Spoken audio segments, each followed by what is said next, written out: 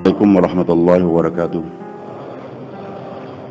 Bismillah, alhamdulillah, wassalatu wassalamu ala rasulillah Sayyidina Muhammad ibn Abdullah wa ala alihi wa man ittaba'ahu da'ama ba'd. A'udhu billahi minasyaitanir rajim. Bismillahirrahmanirrahim. Wa ma atakumur rasulu fakhudhuh wa ma nahakum anhu fantahu. Wa yaqulu aidan وشاورهم في الأمر فإذا عزمت فتوكل على الله. ويقول أيضا والذين استجابوا لربهم وأقاموا الصلاة وأمرهم شورى بينهم ومما رزقناهم ينفقون. ويقول رسول الله صلى الله عليه وسلم ما خاب من استخار وما ندم من استشار أو كما قال النبي صلى الله عليه وسلم. Para ulama hadirin yang dimuliakan Allah Subhanahu wa taala, agama yang menjadikan asbab kebahagiaan untuk kita umat Nabi Muhammad SAW adalah agama yang dibawa oleh Nabi kita Muhammad SAW. Dan beliau adalah Nabi yang terakhir. Tidak akan datang Nabi setelah beliau. Sedangkan kerja yang Allah serahkan pada Nabi SAW berlanjut walaupun setelah wafatnya Nabi kita Muhammad SAW. Kenabian sudah Allah tutup di tangannya Nabi kita Muhammad SAW. Bila khataban Nabi, dan Nabi SAW telah menyempurnakan ini kerja sampai di akhir kehidupan. Ketika Nabi wafat, agama sudah sempurna. Bahkan diilankan oleh Allah 3 bulan sebelum wafatnya Nabi SAW, ini agama sudah sempurna.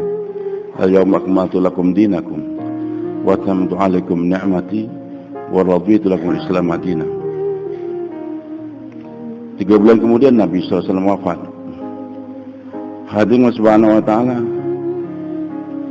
kenabian telah tertutup, tapi kerja kenabian, kerja Nabi belum selesai. Kapan dikatakan kerja Nabi sudah selesai? Kalau sekiranya ini agama sudah sampai kepada semua manusia ke seluruh dunia. Karena agama yang diserahkan pada Nabi SAW adalah untuk semua manusia, untuk seluruh dunia. Wa marsalnaka illa kafatan linnas wa marsalnaka illa rahmatan lil alamin. Jadi Nabi SAW untuk semua manusia, manusia yang lahir sejak beliau diutus menjadi Nabi sampai manusia akan lahir nanti menjelang hari kiamat. Kemudian Nabi SAW adalah Allah utus untuk seluruh dunia, bukan hanya untuk negara Arab.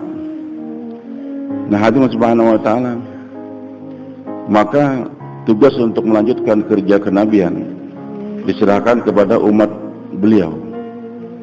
Bahkan supaya umat jangan kebingungan, sebelum wafat umat sudah dibimbing bagaimana mengamalkan agama, dan dalam waktu yang sama bagaimana juga membawa agama kepada orang lain.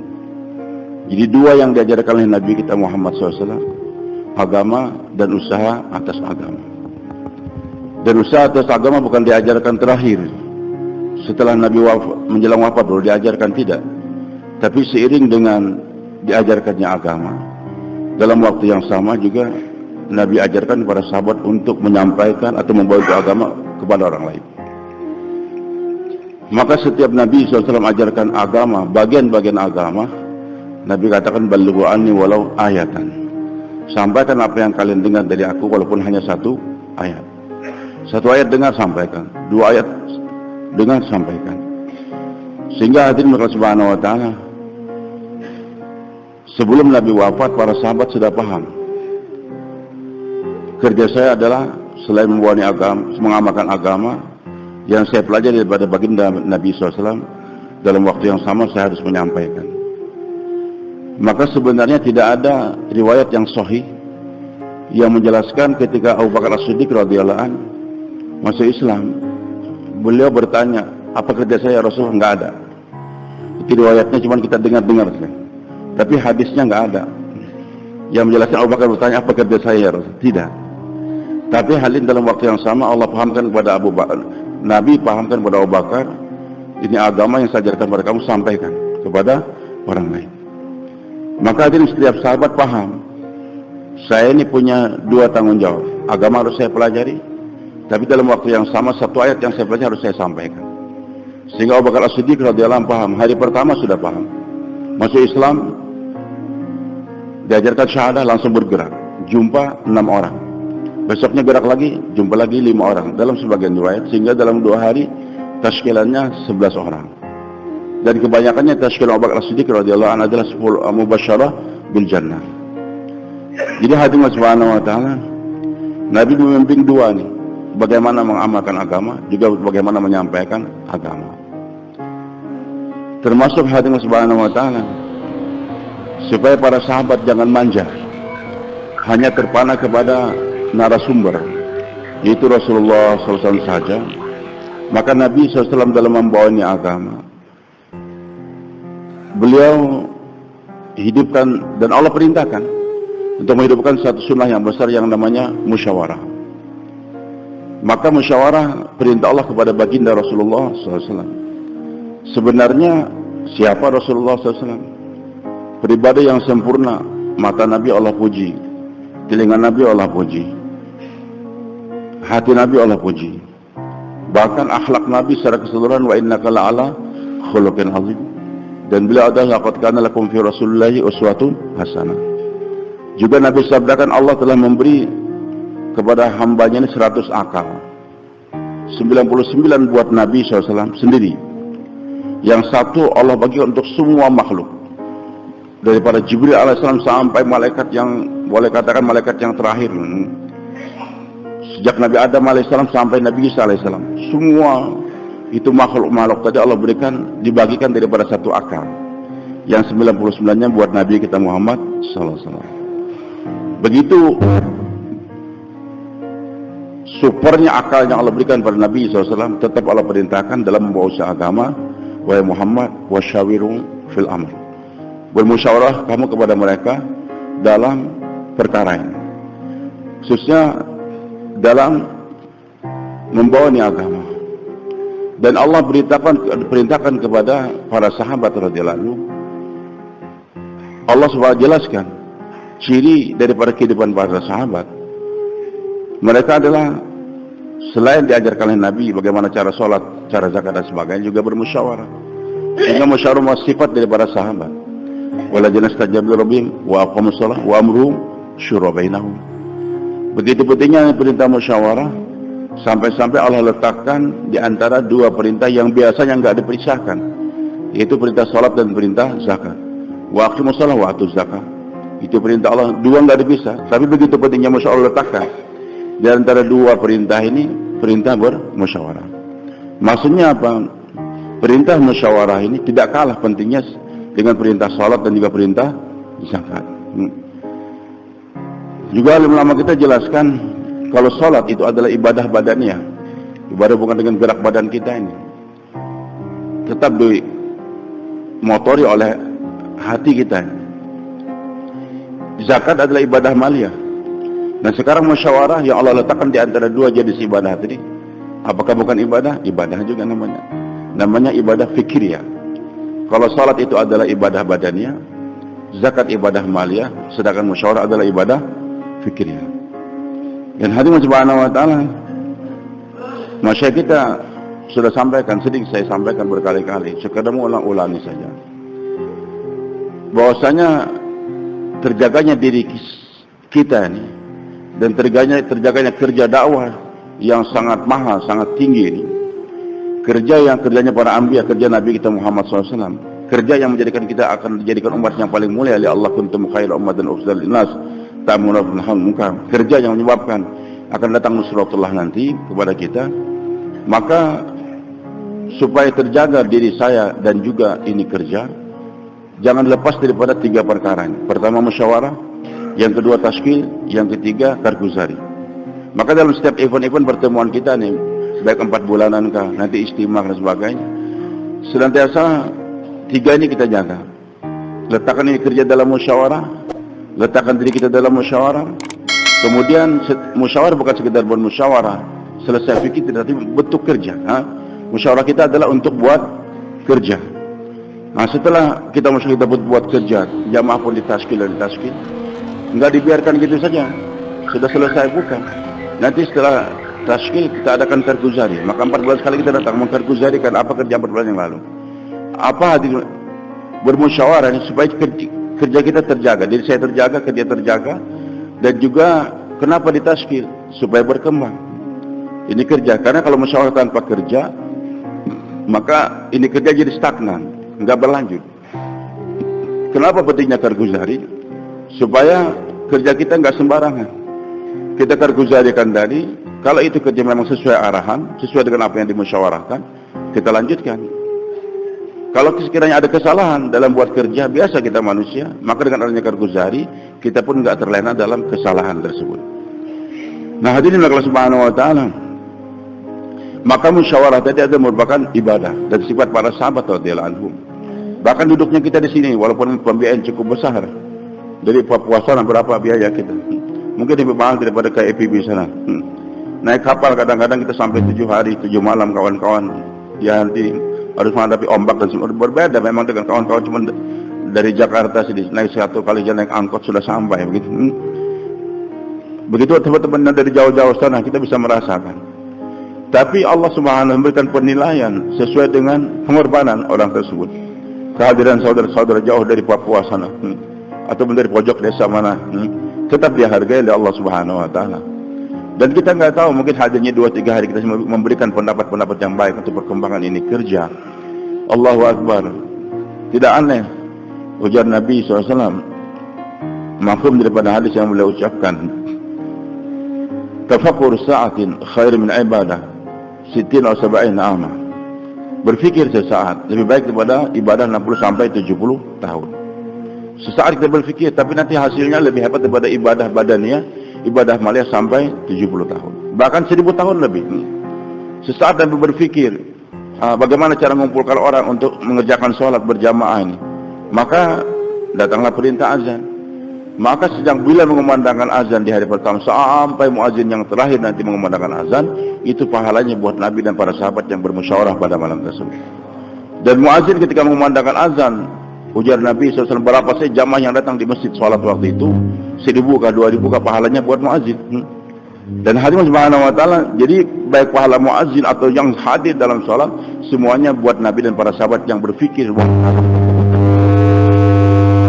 Begitu pula hadirin Allah, wujudnya ini kerja sekarang di depan kita.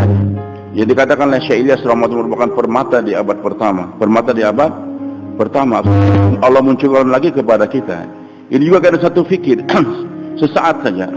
Neneknya Syekh Ilyas rahmatullah mengajak bermusyawarah secara insidental saja. Kaum wanita, beliau bukanlah ulama besar, tidak. Wanita yang punya fikir. Bagaimana wahai saudari-saudariku, wahai anak-anakku, sekarang kok anak-anak kita pada sekolah Inggris semua, sekolah umum semua, tidak ada lagi yang mau masuk pondok pesantren. Dia risau.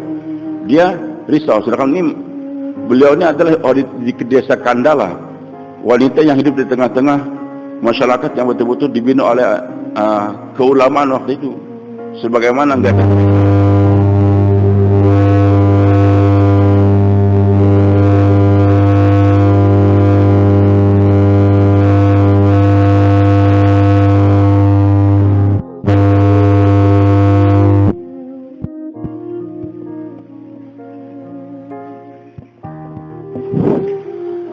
jadi tidak kalah seperti yang di Al-Quran diceritakan tentang seorang wanita yang namanya Hannah radhiyallahu anha, ibunya Maryam, punya kerisauan.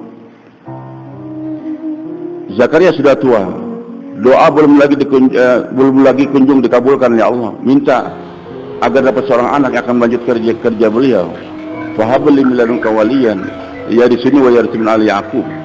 Maka risaunya seorang nabi terimbas kepada itu perempuan. Akhirnya ketika beliau hamil, beliau katakan kepada Allah, Rabbi inni nadartu laka ma fi batni muharraran. Ya Allah, kalau kita aku nazarkan, kalau kita sekarang enggak kita nazarkan, tidak boleh.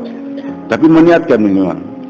saya nazarkan ya Allah, untuk menguatkan niat dia langsung nazarkan, bayi yang dalam rahim saya ini nanti akan menjadi muharraran, manusia yang bebas dari keduniaan hanya untuk agama saja. Berkat fikih beliau tadi lahirlah seorang wanita, rodoknya salam.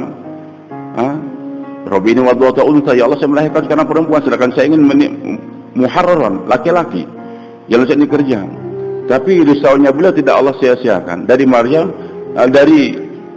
akhirnya lahirlah Nabi Isa alaihissalam. Maka itu wanita, neneknya Syekh Ilyas bermusyawarah, mengajak pada tidak acara resmi khusus, tidak, acara perkawinan malah.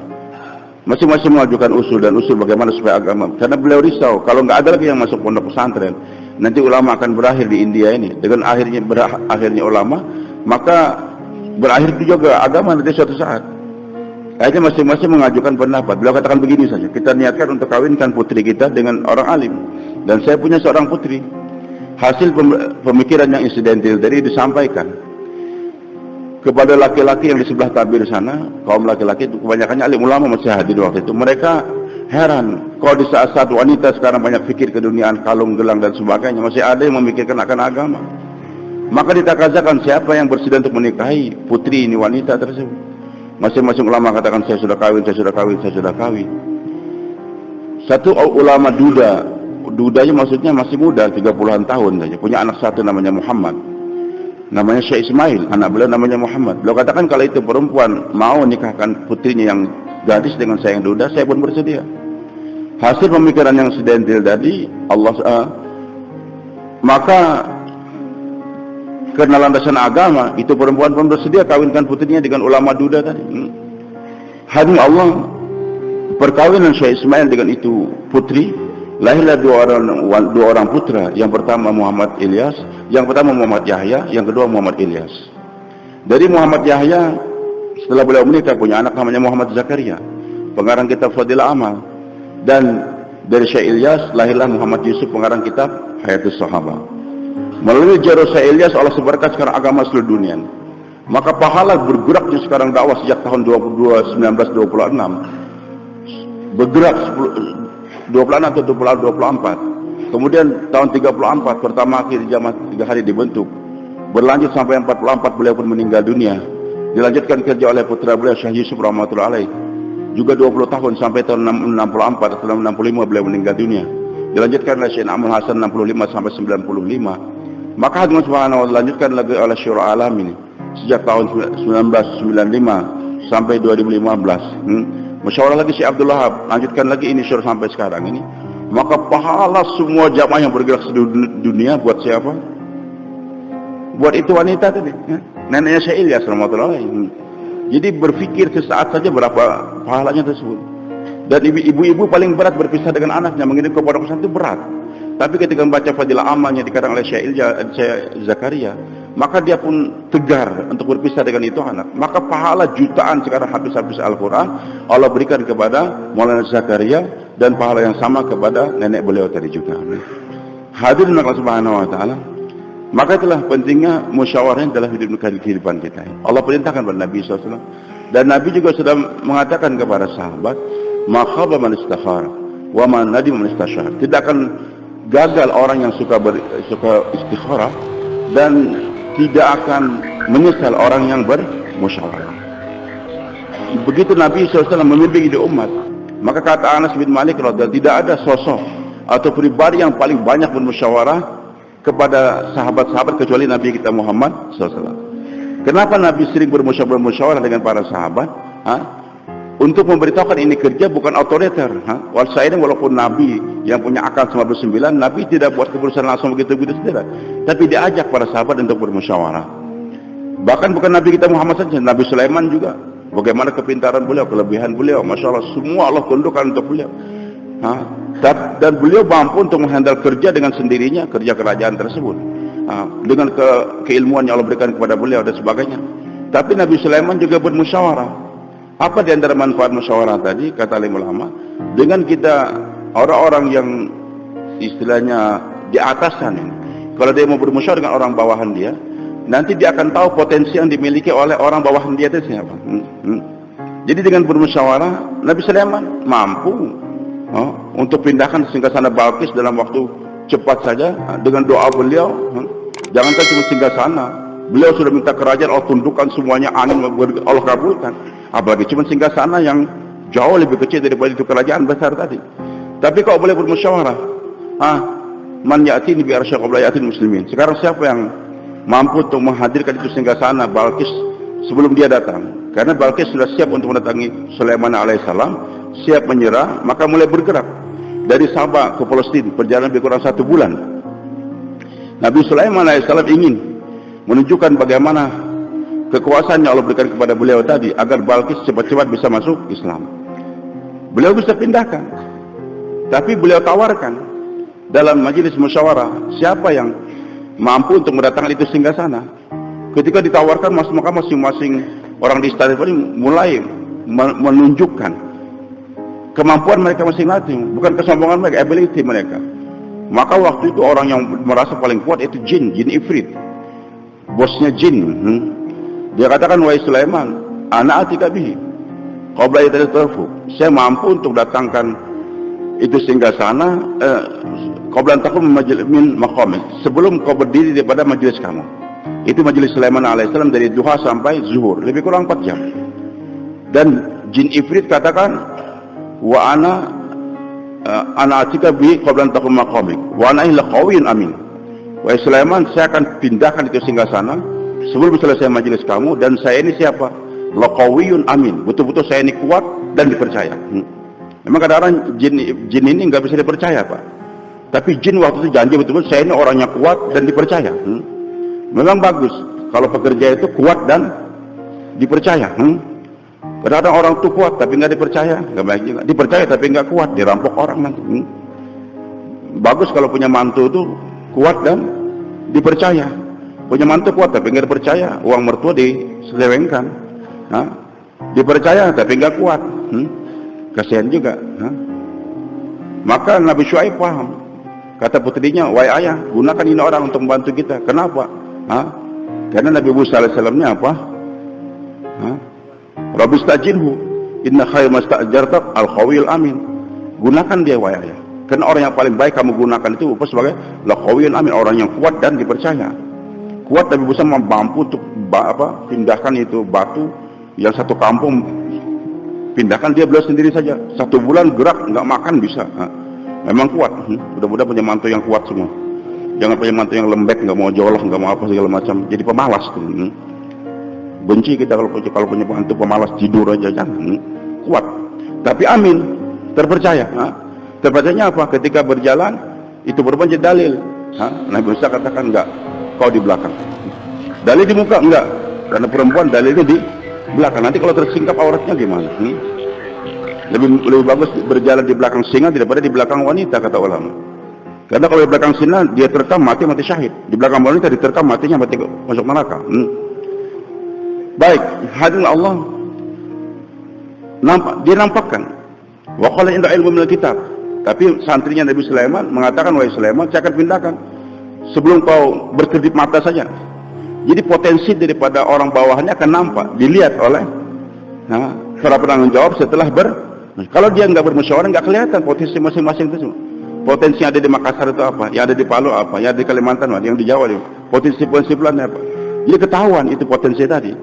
Nah, hadirin Allah Subhanahu wa taala, maka Nabi SAW juga bermusyawarah dengan para sahabat seperti Anas bin Malik katakan tadi.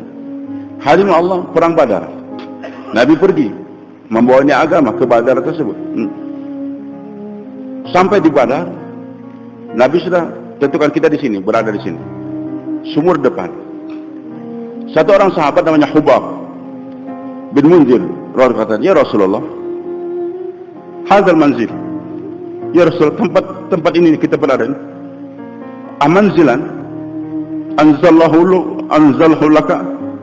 Apakah ini tempat yang memang sudah Allah tentukan buat engkau? Am huwa ra'yun aw harbun aw al-makidah? Apakah ini sudah ketentuan yang memang datang daripada Allah? Ini tempat nggak bisa hatta la nataqaddam wa la nata'akhkhar, kita nggak boleh maju, nggak boleh mundur? Ataukah ini merupakan suatu pendapat dan peperangan ataupun tipu muslihat, strategi makidah, strategi, makidah, tipuan. Memang 3 yang dibolehkan oleh Nabi berdusta, diantaranya dalam peperangan. Kita kirim satu kompi, bilang satu batalion, itu namanya adalah makidah. Maka Nabi katakan, wahiyar ar-ra'yu awil harbil makidah. Ini bukan keputusan saya, masih ada pendapat dari strategi dan di peperangan. Silakan apa? Maka kata Hubab radhiyallahu anhu, kalau saya ya Rasulullah, bukan di sini tempatnya, enggak strategis di sini. Di mana? Kita maju lagi ke depan. Biarkan sumur-sumur nih, lubang-lubang yang di Badar nih di belakang kita. Nanti kita penuhin dengan air supaya sumur di belakang kita bisa minum. Kalau sudah capek perang, mundur, musuh nggak bisa minum. Maka Nabi pun terima pendapatnya, setuju. Padahal siapa Hubab tadi? Sahabat yang nggak begitu dikenal. Hanya betul Nabi pun pindah tempat tersebut, dan malamnya Allah turunkan hujan sehingga itu sumur semuanya penuh dengan air. Dan padang pasir yang tadinya sampai sekarang masih debu aja, dengan adanya air hujan tadi jadi padat, sedangkan musuh di sebelah sana sehingga pun kekurangan air. Ini terima oleh Nabi kita Muhammad sallallahu alaihi wasallam. Itu sebelum peperangan. Sesudah peperangan juga 70 orang sudah terkirim ke neraka sana, termasuk Abu Jahal. Yang 70 ditawan. Maka Nabi SAW pun bermusyawarah dengan para sahabat. Bagaimana nih? Umar katakan, bunuh saja mereka ya Rasulullah. Bahkan yang bunuhnya masing-masing keluarga. Jabir katakan, masukkan dalam lembah, bakar mereka semua. Abu Bakar katakan, ya Rasulullah, mereka kan juga keluarga kita juga. Gak usah dibunuh, gak usah dibakar. Kita ambil saja fidyah, tebusan. Yang nggak mampu mengajar kepada anak kita 10 orang, 10 orang tersebut anak kita, supaya ada kekuatan pada kita. Maka Nabi SAW pun akhirnya setelah melihat itu pendapat semua tadi, masing-masing mengajukan pendapatnya. Nabi buat keputusan Abu Bakar As-Siddiq radhiyallahu anhu. Maka diambil daripada mereka fidyah, tebusan. Termasuk mantu beliau sendiri Abil As radhiyallahu anhu, yang waktu belum masuk Islam lagi, dia juga nebus. Zainab mengasihkan kalung yang dihadiahkan oleh ibunya tersebut untuk menebus suaminya tadi. Pamannya Nabi juga Abbas yang merupakan tawanan perang juga. Sebenarnya beliau sudah masuk Islam, tapi menyembuhkan keislamannya. Tapi dalam peperangan, karena ibu masih dalam ikut Abu Jahal, bayar juga. Hadirin yang Allah Subhanahu Wa Taala, termasuk tadi mengajar kepada anak Islam tadi. Bahkan ulama kita coba lihat bagaimana terbukanya fikir Nabi SAW. Nabi bisa memanfaatkan orang kafir sebagai guru untuk membaca tulis. Jadi kita ini otaknya jangan picik, Pak. Itu sekolah kafir, orang kafir jangan terima. Manfaatkan otak orang kafir untuk kita. Selama anak kita mau belajar di penerbangan, di kepolisian, gurunya orang kafir, bukan masalah agama. Kalau agama belajar daripada orang Islam dengan ulama. Tapi kalau masalah umum juga belajar baca tulis, Nabi gunakan orang kafir. Gunakan guru orang kafir untuk mengajar, selama bukan mengajar agama. Boleh kan? Boleh enggak? Saya punya pondok pesantren, untuk mengajarkan nanti bahasa Urdu atau bahasa Inggris, orang kafir saya gunakan. Boleh, tapi di bawah kontrol kita, Barangkali santri kita mau kita ajar main karate, ajar yang pandai nunggang kuda sekarang orang kafir, gunakan dia selama untuk nunggang kuda, tapi bukan untuk mengajar fikih, tidak. Hadirin Allah Subhanahu Wa Taala, ini digunakan oleh Nabi kita Muhammad SAW. Baik, maka Nabi bermusyawarah. Saya gak panjangkan karena waktunya tinggal beberapa menit lagi. Begitu juga dalam perang Uhud, sahabat-sahabat tadi yang belum ikut tapi dengar cerita di perang Badar Rasulullah, para pemuda, Nabi musyawarah bagaimana? Yang tua-tua katakan, ya Rasul, kita bertahan saja di Madinah. Yang muda-muda semangat ingin lihat juga bagaimana Rasulullah. Ya Rasulullah, kita berangkat, kita hadang di luar Madinah sana, di Uhud sana. Dan mereka menyampaikan musyawarah agak ngotos dikit. Maka Nabi untuk menghargai kesemangatan para pemuda tadi, yang semangat tadi, udah Nabi korbankan keputusan beliau. Udah, kalau gitu kita hadang di Uhud sana. Nabi masuk rumah, ambil baju besi 2 lapis. Yang tua-tua negor, yang muda, kamu kok kenapa seperti memaksakan Nabi untuk akhirnya mereka juga nyesal. Setelah Nabi keluar, ya Rasulullah, maaf, kami sepertinya tadi ngotot dalam pendapat kami. Sekarang terserah kau. Nabi katakan tidak. Keputusan sudah dibuat, dan seorang Nabi kalau sudah keluar dari rumah dia bawa pakaian perang, nggak mungkin mundur lagi. Hadirin Subhanahu Wa Taala, sepertinya ini pendapat pemuda tidak salah, tapi karena dalam musyawarah sebagaimana keputusan dalam perang Badar tadi kelihatannya salah keputusan tersebut, Tapi kesalahan dalam bermusyawarah Allah maafkan. Di perang Badar azab nggak jadi turun, dan keputusan musyawarah tidak dirubah oleh Allah Subhanahu wa taala. Begitu dalam perang Uhud tadi. Akhirnya dalam perang Uhud terjadi kekalahan. 70 orang sahabat Nabi telah terbunuh juga, termasuk paman beliau sendiri. Tapi hadirin, kekalahan dalam Uhud, sebutnya kekalahan tadi, membawa hikmah yang sangat besar. Kalau dalam perang Badar itu nampak hakikat la ilaha illallah, dalam perang Uhud nampak hakikat Muhammadun Rasulullah. Paham sahabat Nabi, dikasih pelajaran oleh Allah, kalau kamu tinggalkan sunnah Rasul atau perintah Rasul, terjadilah hal yang demikian. Memang kadang-kadang untuk tertanamnya suatu pelajaran pendidikan tersebut, ada orang-orang yang Allah korbankan. Allah korbankan. Dalam hal ini Nabi sendiri Allah korbankan. Nabi terluka. Bagaimana sedihnya Nabi dalam perang Uhud tersebut. Tapi pengorbanan yang Allah berikan kepada Nabi dari korban tadi mengangkatkan nilai Nabi sendiri, sehingga sahabat paham dengan mata kepala sendiri kalau meninggalkan perintah Nabi, sunnah Nabi, akan terjadi kekalahan tersebut. Baik hadirin Allah Subhanahu wa taala, inilah pentingnya kita hadir dalam musyawarah tadi. Tapi juga supaya terarah, jangan mengandalkan kepada otak kita saja, maka Nabi SAW mengajarkan doa istikharah. Bahkan Syekh Abdul Wahab katakan baca 101 kali setiap pagi ini doa. Maka kalau kau baca 101 kali, insya Allah beliau katakan nanti Allah akan berikan pemikiran yang baik, rezeki yang baik, saudara yang teman-teman yang baik. Doanya apa? Allahumma khirli wahtarli. Coba baca semua Pak. Allahumma khirli wahtarli. Allahumma khirli wahtarli. Kita minta agar senantiasa dipilih oleh Allah dan diberikan pilihan yang baik oleh Allah Subhanahu. Bahkan salah satu fadilah yang disampaikan oleh Syekh Abdul Wahab, kalau engkau baca doa ini senantiasa setiap hari 101 kali, Allah akan jaga otak kamu tuh nggak pikun sampai akhir kehidupan. Insya Allah tidak pikun. Maka beliau katakan ketika saya buat keputusan tahun 2015 pentingnya dilanjutkan syura alami yang tinggal 2, waktu itu Maulana Sa'ad dengan siapa? Syekh Abdul Wahab. Maka 12 hari bermusyawarah, 100 ulama beli lebih, orang-orang lama beli lebih, maka tambah lagi 11 jadi 13. Maka orang sudah menuduh Syekh Abdul Wahab pikun. Beliau katakan tidak, saya nggak pikun. Karena sebelum saya buat itu keputusan, saya sudah baca doa lagi. Tadi Allahumma khirli wahtarli dibaca setiap pagi. Tapi setiap kita ada hal yang sangat mumet atau berat sekali, musyawarah cepat-cepat kita mulai baca doa Allahumma khirli wahtarli. Jadi saya buat ini keputusan, beliau katakan bukan dengan kepikunan, tapi betul-betul dengan doa Nabi kita Muhammad. Sampai saya katakan kepada teman saya Ustaz Hamzah di Malaysia, saya katakan kamu harus taubat Hamzah. Kau katakan bahwa pikun, beliau tidak pikun. Beliau sekarang begitu bayatnya panjang. Hati-hati kau akan Allah pikunkan sebelum kau mati, saya katakan. Saya katakan kepada Ustaz Hamzah betul-betul. Jadi hadirin Subhanahu wa taala, baca ini doa Allahumma khirli wahtarli. Juga hadirin yang dimuliakan oleh Allah Subhanahu wa taala. Dengan kita bermusyawarah, tadi kita tahu potensi daripada yang ada pada kawan-kawan tersebut. Tapi musyawarah kita untuk buat kerja, siap insya Allah. Jadi musyawarah ajukan pendapat, jin ifrit siap bergerak, siap bergerak. Begitu pula tadi, yang ini juga siap bergerak juga. Hadirin Subhanahu wa taala, kalaupun barangkali kita bermusyawarah, kita yang mengajukan tadi, ternyata yang digunakan orang lain, kita enggak marah, kita tidak marah. Jadi hadirin Subhanahu wa taala, tadi ternyata yang mimpi siapa? Abdullah bin Zaid bin Abdul Rabbi.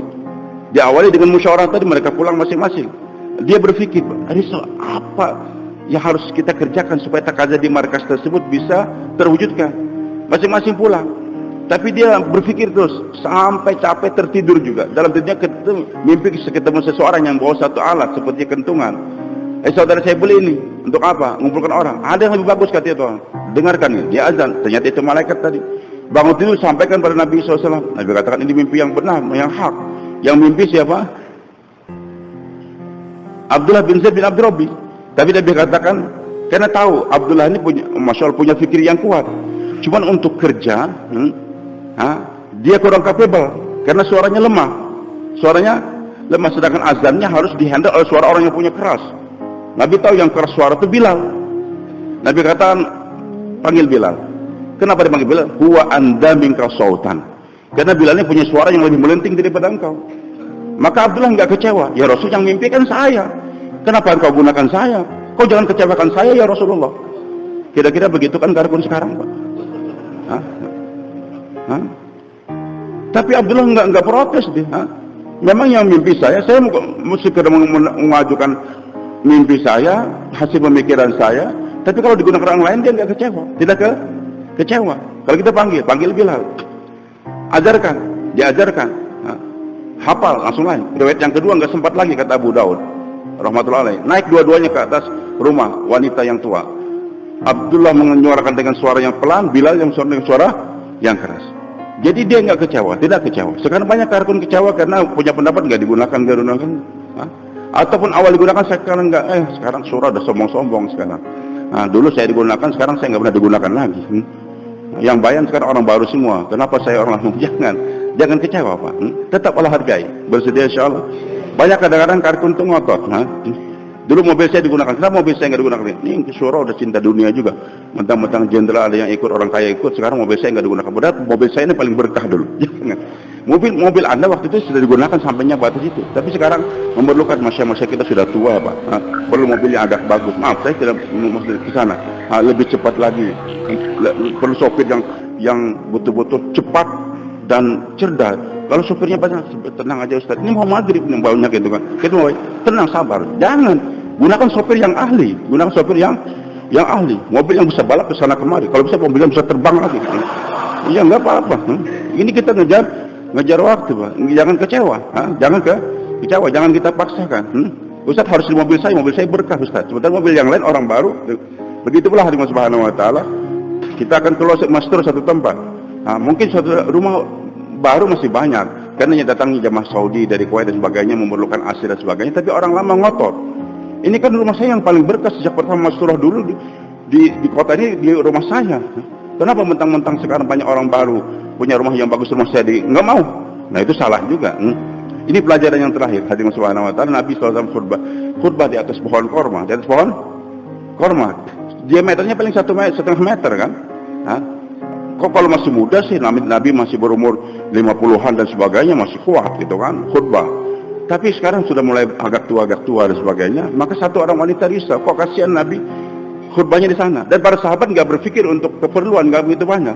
Karena takut-takut ini merupakan suatu perbuatan bid'ah, maka dibiarkan. Tapi ketika itu wanita kasihan, panggil anak-anaknya. Dan hadis Bukhari, dia panggil hamba saya, buatkan mimbar buat Nabi Muhammad SAW, cari kayu yang bagus. Maka mereka cari kayu yang bagus di hutan Madinah sana. Dibuatkan mimbar tingkat 3. Diletakkan di Masjid Nabawi. Maka ketika Nabi lihat mimbar, bagus lagi, lebar lagi, 3 tingkat lagi. Dibanding dengan pohon korma kan? Dan umur sekarang sudah agak tua juga. Maaf nih, beda kan Ustaz Lutfi yang dulu, Pak, yang istilahnya dulu kami pergi ke Pangkalan Bun, bukan Pangkalan, dari Samarinda sampai ke Burau sana, kita naik bis, dorong bis, bisa mogok kita dorong bisa. Sekarang mungkin kalau saya dorong mobil, wallahu alam, bisa enggak? Baik, Nabi pindah. Tapi di tengah-tengah khutbah Jumat, suara tangisan yang menyanyi suara Nabi SAW. Nabi itu suaranya keras, tapi kok ada tangisan lebih keras lagi, sehingga satu masjid dengar semua. Dari mana? Siapa yang nangis nih? Siapa? Beras sahabat Nabi nggak bawa anak kecil. Nabi paham, turun dari mimbar sebentar, dipending khutbahnya, dipeluk itu pohon korma, dipeluk pohon korma. Setelah dipeluk, tangisan pun berhenti. Terakhirnya seperti anak kecil yang nangis, terisak-isak berhenti nangis. Oh, sahabat paham, ternyata yang nangis tadi siapa? Pohon korma. Kemudian Nabi lanjut khutbahnya. Nabi katakan, ini pohon korma menangis. Kenapa? Karena sudah nggak digunakan lagi untuk khutbah Jumat. Jadi dia sedih, kenapa saya nggak digunakan lagi? Kalau saya nggak peluk dia akan nangis terus sampai hari kiamat. Tapi dengan pelukan Nabi dia pun reda. Tapi dia orangnya sportif.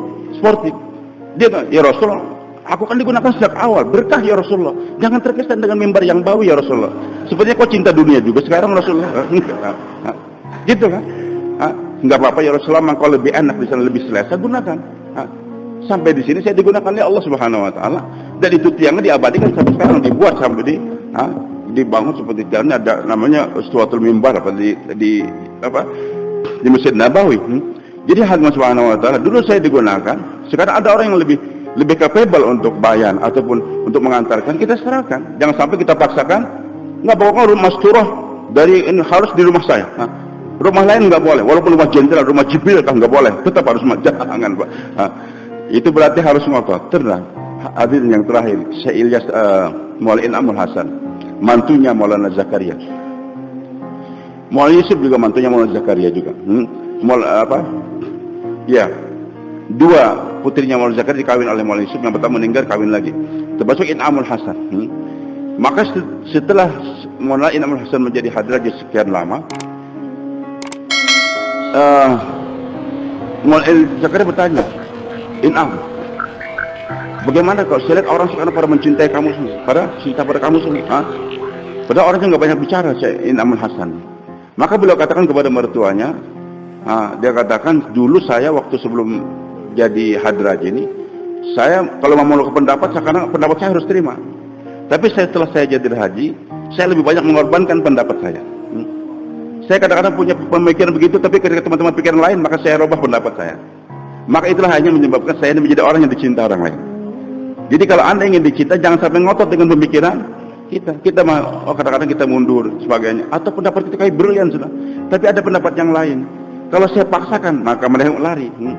Saya pernah waktu saya belajar di Rewin dulu, waktu itu kita pasarnya di luar, Pak. Di dalam tuh koperasi nggak ada. Dalam Rewin itu koperasi nggak ada. Maka kawan-kawan mengajukan kepada Syekh Abdullah, tolong adakan koperasi di dalam Rewin ini. Lo katakan tidak, nanti saja. Tapi karena banyak kadang-kadang keributan Anda dengan penjual, yang mereka bukan karkun antara orang Arab dan sebagainya, akhirnya BWAF setuju. Oke, kalau gitu kita buat koperasi. Ketika BWAF sampaikan, banyak nggak terima. Diam lagi, besoknya sampaikan lagi, sampai 1 minggu berurut Syekh Abdullah mengulangi pendapat, sampai ketika semua sudah sepakat, baru beliau ketok palu, baru bilang ketok. Jadi memusyawarahkan adanya koperasi di Rewin itu 1 minggu musyawarahnya, Pak. Baik Wahab nggak sembarangan, udah, yang penting saya kan orang lama, sekalian itu saya baru semua. Mau ikut pendapat saya, ikut pendapat saya, kalian siapa? Ini syuro. Oh, jangan, Pak. Beliau nggak katakan tadi saya ini Abdul Wahab, tidak.